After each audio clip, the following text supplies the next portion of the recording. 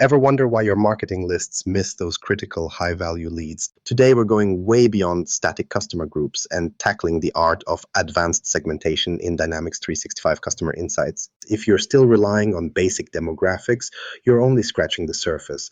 Let's find out how combining behavioral and transactional data can make your targeting smarter, faster, and let's be honest, a whole lot less frustrating. Why demographics alone miss the mark. If you've ever tried to build a customer list and felt pretty confident that age, income, or zip code were going to tell you all you needed to know, you're in familiar company.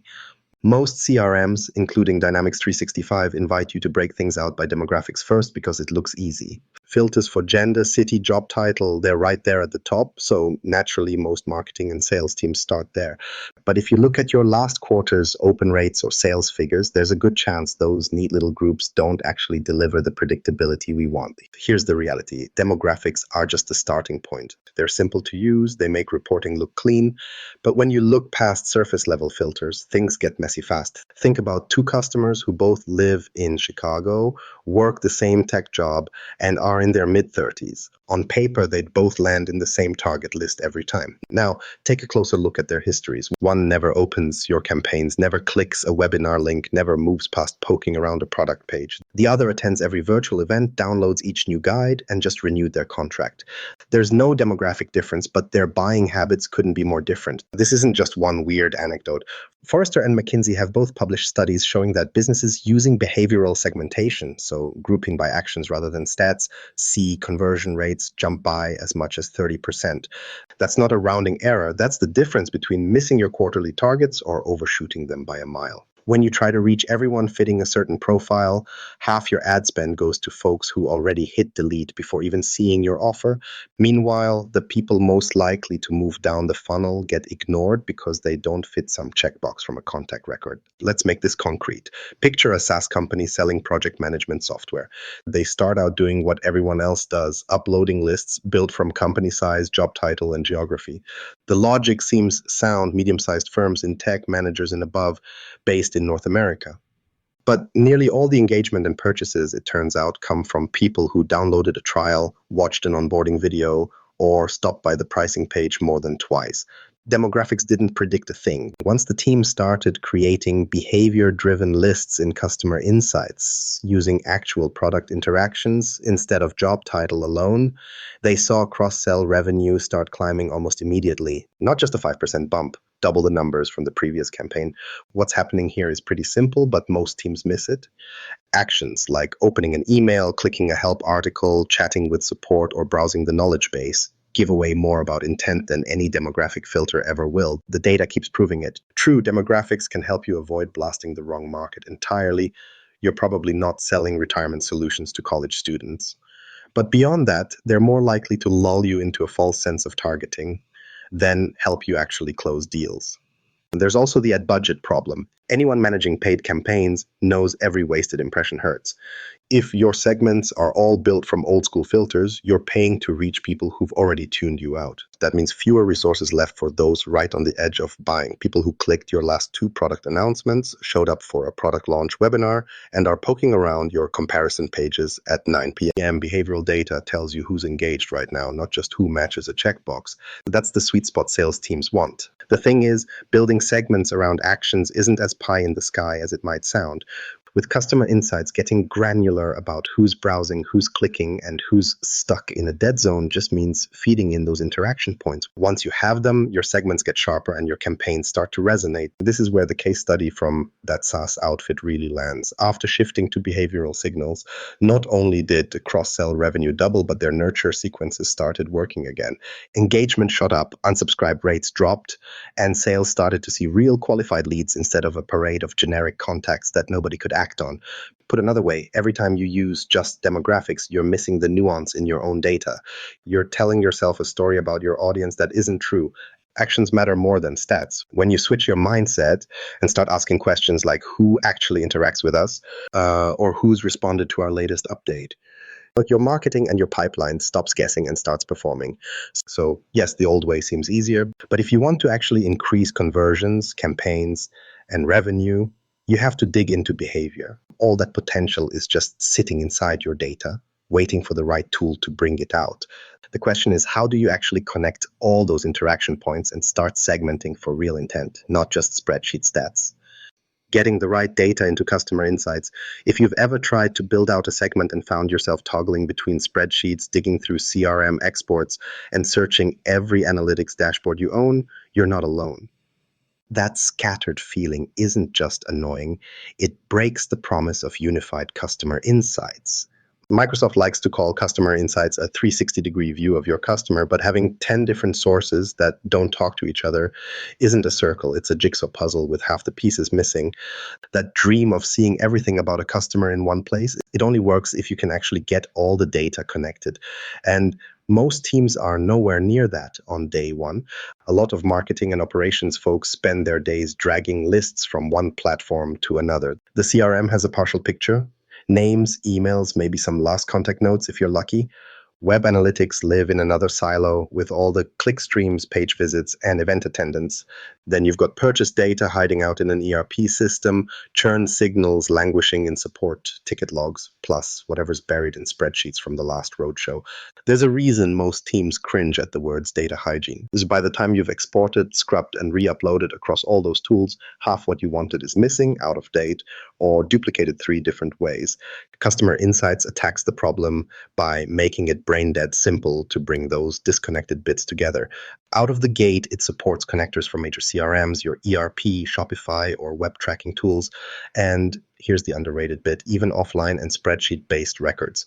Each new connector just asks for authentication, and you decide which fields matter. For example, say you've got customer activity happening in Dynamics 365 sales, transactions flowing through Business Central, plus all your web engagement tracked via JavaScript events. Customer Insights can map those sources to a common profile, something most homegrown data projects never pull off. Let's talk through a real scenario. Imagine you want to find customers who keep checking out your website but never actually purchase. Website analytics alone just show high engagement with a fat pile of visits and form submissions, but you don't know who ever pulled the trigger. On the other hand, your transactional system lists sales but has no idea who visited 5 times last month without buying anything.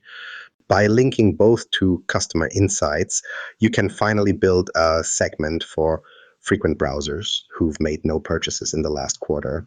Suddenly, your sales or nurture teams have a real list to work with, one you could never get if those data sources stayed isolated.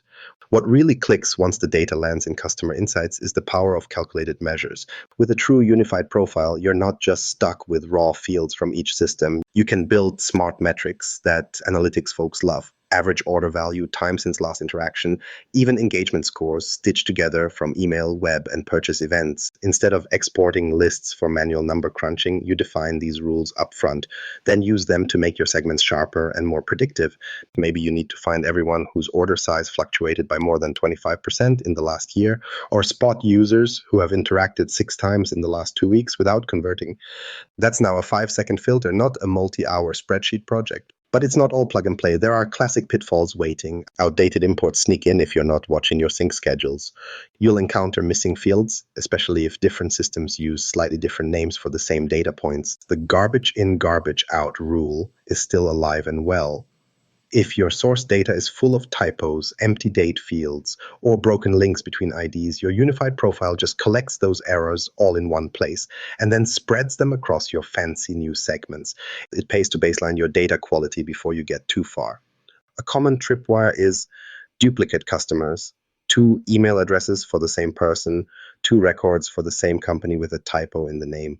If you don't use customer insights, built-in matching logic, or custom merge rules, your customer count turns from insight to illusion fast.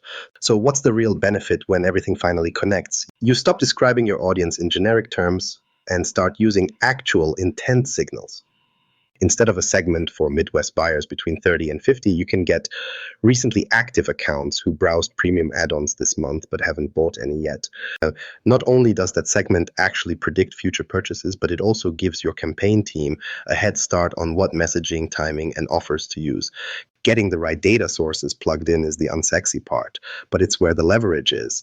It's the difference between making guesses at who might buy this quarter or knowing based on activity, who's most likely to say yes. Once your data is flowing and unified in customer insights, you're finally in a position to shift from generic targeting to dynamic behavior-driven segments. But access is only the first step. Next up is actually putting those smart segments to use and making sure they do more than just look impressive in a dashboard. Building segments that actually move the needle. Just because you can build a segment doesn't mean it's going to do anything for your pipeline. We've all seen dashboards with 15, 20, sometimes even 30 different lists, most of which just sit there, never driving a single campaign or sales call. That happens a lot after you finally get all your data woven together in customer insights. It's tempting to slice things 100 different ways by campaign, by event, by a minor demographic tweak. Suddenly you've got an army of segments and no real idea which ones actually move leads forward. The reality is most static segments get ignored as soon as they are built. They tell you what your database looked like on the day the segment was created, and then they become outdated pretty quickly. Maybe you built a segment for Q1 webinar attendees in retail last month, but half those people have already either converted, opted out, or lost interest. Dynamic segments take this to another level. Instead of freezing a moment in time, a dynamic segment keeps updating itself as customer data changes. The payoff is obvious, but so are the trade-offs. Dynamic segments can get overwhelming, especially as you start to stack on new criteria, calculated fields, and business rules. Let's talk through what makes a segment actually useful. The best performing segments are the ones that harness both behavioral and transactional data, not just one or the other. For example, you might have a list of everyone who's opened your last 3 emails, but if they haven't bought anything in the last year, they have a totally different profile than someone opening every message and just placed a big order. Customer Insights lets you blend those two streams. You can set up a segment that finds people who've clicked through multiple campaigns, attended an in-person event, and made a purchase above a certain value within the last 60 days. Suddenly, you're targeting users whose actions and spend signal real opportunity, not just idle curiosity or loyal window shopping. Now, get a little more strategic. Say you want to boost your cross-sell numbers. Look for customers with lots of recent clicks and downloads. Maybe they hit your knowledge base or grab product guides, but their transaction history is unusually quiet. You set up a dynamic segment for high engagement, recent low spend. These customers clearly want something but haven't moved past research. That segment is worth gold to a cross-sell team. Customer Insights tracks anytime someone falls into or out of that group automatically. So as soon as a customer's engagement spikes, but their buying hasn't caught up, they pop straight onto a rep's radar. Calculated measures layer on even more intelligence. Instead of ticking off yes or no criteria, you can score engagement across multiple channels. Email opens, web visits, event attendance, and content downloads, all weighted by how closely they line up with conversion in past data. Predicting churn becomes possible if you create calculated fields for things like days since last ticket closed, months since last transaction, or even number of interactions without a purchase. Using those, a segment can flag customers who might need something extra to stick around or who are inching toward an upgrade without saying the words.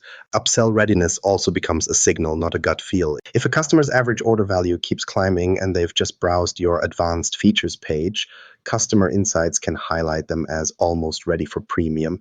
It's important to know when to use static versus dynamic segments. Static lists make sense for short bursts, single campaigns, follow-up after a specific event, or compliance reporting where the set can change mid-process. But for anything ongoing like lead nurturing or pipeline acceleration, static segments become a liability. Dynamic segments handle changes in real time. If a contact's behavior shifts, maybe they stop responding or suddenly engage with a series of product videos. Their segment assignment updates without you lifting a finger. That means your next campaign or sales sequence won't waste energy on the wrong people. Let's look at how that plays out in the wild. One B2B sales org built a dynamic segment to capture every account that hit certain engagement milestones, attended 2 webinars, downloaded a case study, and exchanged more than 3 emails with an account exec. As soon as someone met that combination, the system triggered a personalized outreach workflow. Sales didn't have to constantly check a list. The segment itself handled that. Over 6 months, their close rates among this group were almost triple those of their baseline static leads. It wasn't magic. It was the right people at the right time, nudged by smart segments. What really jumps out is how the layers compound. When you start with demographic basics, add behavioral triggers, and then top it off with calculated engagement or spend scores, you uncover groups you never could with old-fashioned slicing. Maybe it's a batch of customers browsing high-value add-ons after months of silence. Maybe it's a pocket of users slowly shifting from low-margin purchases to more strategic long-term investments. These are the hidden gold segments, folks who don't quite pop on your usual dashboards, but who are primed for targeted, timely nudges. But here's the catch. None of this matters if your shiny new segments just sit in customer insights. Building the smartest, most targeted lists in the world won't budge your revenue if they never connect to your sales and marketing touchpoints. Getting segments out of the data warehouse and into the tools your frontline teams actually use is where the next wave of value and headache usually hits. Activating segments across your Microsoft ecosystem. You've spent all this time building the perfect segment. It's sitting there in customer insights, packed with the right customers, updated in real time, tracking every click and purchase. But now what? This is the crossroads where so many teams stall out, because building clever segments is only half the equation. If you want segments to mean something in the real world, you have to activate them where sales and marketing actually happen. A segment doesn't drive revenue just by existing. It needs to become part of your outreach, your nurture flows, and your sales triggers. This is where the data starts to pay off, or just gathers dust. Let's talk about the handoff. Everyone loves the idea of automated targeting, but the reality is most teams are still fighting with broken integrations or manual Excel uploads. You might have invested weeks perfecting those segments, but if they don't sync properly to Dynamics 365 marketing, sales, or Power Automate, it falls apart fast. Something as simple as a typo in a sync rule or a field mismatch can cause contacts to disappear or get missed entirely. There's also the pipeline problem. IT and marketing often think of segmentation separately, even though what matters is what happens once those lists hit your campaign tools. Activation is where segmentation gets real. Promo emails, sales notifications, live chat triggers, you name it. With Dynamics 365 Customer Insights, this is one area where the system genuinely earns its keep. Segments aren't tucked away in some analytics backwater. You can push them directly into Dynamics 365 marketing for campaigns, sync them with sales so reps see hot prospects in real time, or shoot them into Power Automate for workflows with barely a click.